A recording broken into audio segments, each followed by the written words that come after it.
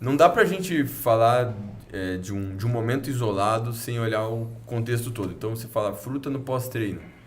Se isso, não sei se ele quer dizer que isso faça alguma diferença, enfim, não dá pra você dividir a dieta assim, olhar só para aquele momento e falar, a fruta vai ter um efeito diferenciado porque foi colocado no pós-treino. Então é uma preocupação realmente que não irrelevante. Você acredita em estratégia pós-treino, estratégia nutricional pós-treino para avançados? Que eu sei que para intermediário, por exemplo, as pessoas é muito legal, né? Mas eu até entendo a galera. A galera tá começando agora e ela quer copiar os hábitos dos atletas, né? Então, por exemplo, o cara começou agora, ele tem 4 meses, 5 meses de academia, 70, 80 quilos, ainda tem um físico singelo ainda. Começou agora. E é legal porque ele quer imitar o atleta. Então ele quer, vou usar no pós-treino isso, vou usar como refeição pré-treino isso. Eu acho que é legal, fica legal, porque de alguma forma mostra que ele está tentando aderir a um estilo de vida. Isso é legal. Talvez tenha até um efeito um pouco mais placebo. Eu comi carboidrato simples no pós-treino, e aí o Com carboidrato certeza. pré-treino eu comi carboidrato integral, mas ele ainda está supinando com 10 quilos de cada lado, ele ainda está fazendo um agachamento com 10 quilos de cada lado, ele está fazendo rosca direta ainda com halter de 10 quilos, está começando agora. Mas para um avançado, para um atleta de alta performance, um atleta avançado, vocês acreditam em carboidrato simples pós-treino, em uma refeição estratégica de pós-treino? Quer falar? Pode Bom, falar. então, primeiro que assim, essa divisão de carboidratos simples e complexos às vezes ela traz confusão, porque dá a impressão que o simples tem absorção rápida e o complexo não, né? E, por exemplo, arroz branco, pão francês são carboidratos complexos, é formado por amido, né?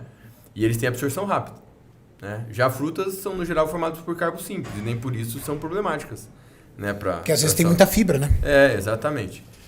Então, o que a gente tem assim sobre o nutrient time, né, sobre a questão da ingestão de nutrientes em um tempo específico poder melhorar, a gente tem que separar algumas coisas. Por exemplo, se você faz 2 treinos no dia, digamos que você faz um aeróbico ali de tarde e vai treinar depois do almoço. Dependendo da intensidade desse aeróbico, você pode ter gasto glicogênio e aí é interessante você ter o carboidrato no pós-treino para dar tempo de repor o glicogênio e você utilizar na musculação. Embora a gente geralmente não use tanto o glicogênio na musculação a ponto de esse treino comprometer. Então, geralmente em atletas de alta performance profissionais, aqueles caras lutadores que treinam 4 horas por dia, ginasta, ou corredores que treinam muitas horas por dia, se preocupar com o carboidrato pós-treino para repor glicogênio faz mais sentido. Geralmente, para o cara que treina musculação uma vez por dia, não tem por que se preocupar em recuperar o glicogênio rápido, porque até o outro dia vai dar tempo com as refeições de recuperar esse estoque de glicogênio. Então, e outra coisa que a galera às vezes acha que ter carboidrato no pós-treino vai ser melhor para hipertrofia. A gente não tem estudo mostrando que colocar o carboidrato pós-treino, bons estudos, né, vai ser um diferencial para ter hipertrofia, né? Mas o mais importante é você ter a proteína pós-treino. E o outro ponto é que você não precisa ter pressa necessariamente. Então o cara não precisa sair ali e tomar o shake. Não quer dizer que é errado você tomar o shake pós-treino, não estou te falando isso. Mas você não precisa ter pressa para tomar essa proteína. Você simplesmente pode ali, passou meia hora, 1 hora depois do treino, fazer uma refeição sólida, tranquilo. Claro que não é interessante ficar várias horas depois do treino sem comer, né? Isso aí até os pesquisadores dentro do bom senso, eles falam assim, não tem por que você treinar e ficar sem comer depois do treino.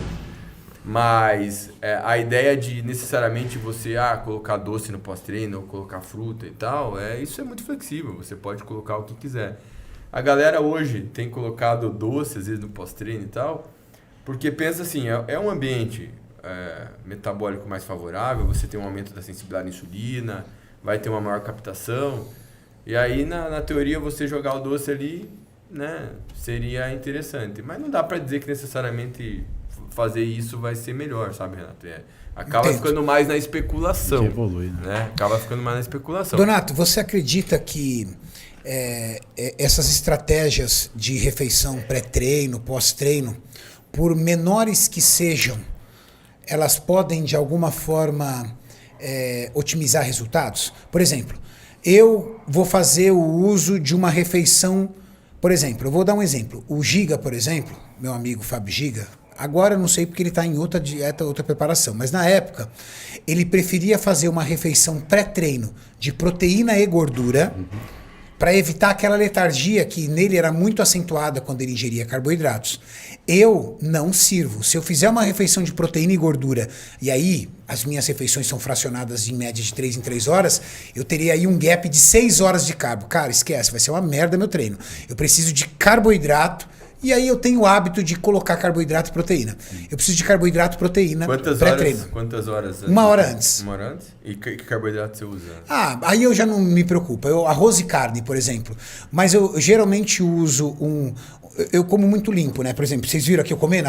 Ali era batata doce. A galera tá falando que era doce de leite, Renato. Parecia doce de leite, E você nem ofereceu pra eles.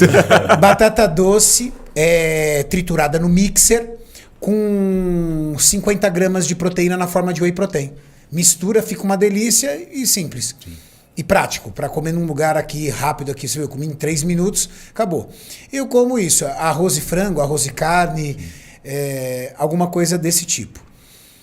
Você acha que essas estratégias é muito da individualidade ou, Renato, há um protocolo? O carboidrato é melhor do que a gordura ali no pré-treino. Entendendo que um atleta vai ficar dentro do ginásio pelo menos 2 horas. Sim. Menos de 2 horas ele não fica. Vamos pensar que, se o treino for logo cedo, você já tem que pensar na noite anterior, porque não dá tempo. Não. Né? Aí eu treino em jejum.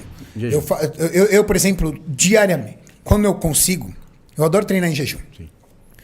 Então eu treino em jejum e aí eu me sinto muito bem porque eu tenho meu carboidrato à noite, estou bem. Mas eu estou falando do atleta mesmo, aquele cara que treina entre 2 horas da tarde e 7 horas da noite. O que a gente tem que pensar? Assim, existe a lei da espera na nutrição esportiva, que é o que você comeu tem um tempo digestivo para você chegar na hora do seu exercício e estar com o estômago vazio, não ter regurgitação. Isso. Então, por exemplo, eu dou muito mais whey pré-treino às vezes do que no pós-treino. E vou te explicar. Imagina de manhã, você acorda.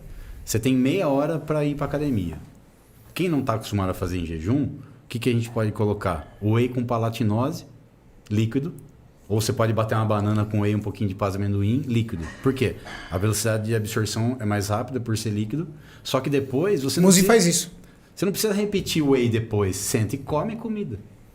O Muzi faz isso. O Muzi acorda cedão, toma um shake. Já era. Entendeu? Porque ele precisa ir direto pra academia. Aí quando ele volta, come arroz e alguma coisa. De manhã eu sou assim, porque se eu comer alguma coisa sólida de manhã, vai dar vontade no banheiro, vai me atrasar o horário, aí a digestão, vou começar a regurgitar comida no treino. Então, shake de manhã, logo cedo, meia hora, treinou, depois já cai direto numa sólida.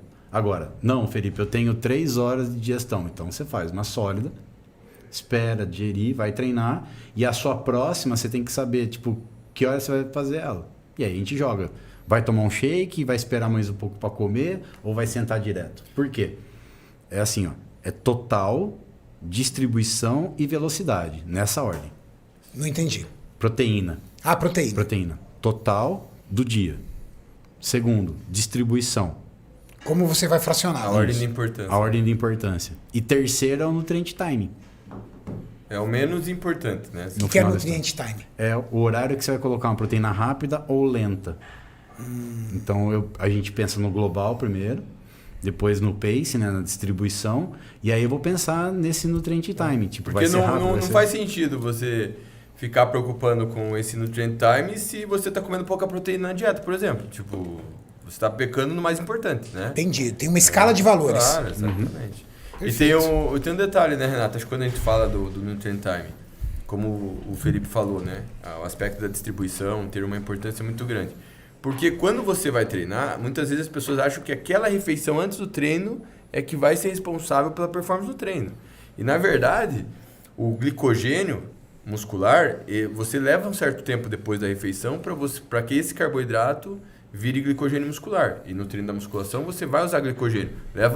Pode levar ali 4 horas, 6 horas para aquela refeição que você fez virar glicogênio.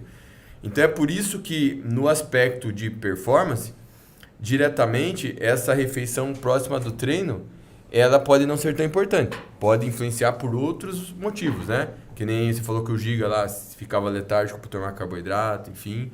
e para ele não era interessante ter o carboidrato antes do treino, né? Mas no sentido de melhorar a performance mesmo... Mas e a questão da glicemia sanguínea? Por exemplo, é uma coisa que me pega. Eu sei que de 4 a 6 horas, essa realmente é a sua refeição pré-treino, porque ali você tem a formação não só de essa, glicogênio. mas todas as que vieram Todas que antes. vieram antes. Isso. Todas que vieram antes, de 4 a 6 horas. Legal. Só que, se você tá há um bom período sem comer, você pode ter uma redução da glicemia sanguínea. Isso. Pode E sim, isso pode ser devido a diferenças individuais. Né? Exato. E pode ter. Principalmente se você é uma pessoa acostumada a ingerir boa quantidade de carboidrato. Que nem eu preciso de muito carboidrato, meu metabolismo é muito acelerado. Se eu não fizer uma refeição 1 hora antes do treino, acabou meu treino, cara. Acabou, eu não tenho força. E eu entendo que deve ser por conta da glicemia sanguínea, porque minha glicemia baixa, eu me sinto fraco. Mas então ela acaba virando uma dieta uma refeição estratégica para mim. Por isso que essa refeição pré-treino ela pode ser muito individual, você pode individualizar bastante, né? Tá. Então isso você tem bastante margem, mas não dá para dizer que essa refeição pré-treino é responsável pela performance, pela hipertrofia, um diferencial, justamente porque... Por causa do glicogênio. O principal pro treino ali é você ter glicogênio, né? E nisso que o Felipe falou faz todo sentido. Como é que você vai querer performance se você faz uma refeição pré-treino com carbo, mas o resto do dia não tem carbo?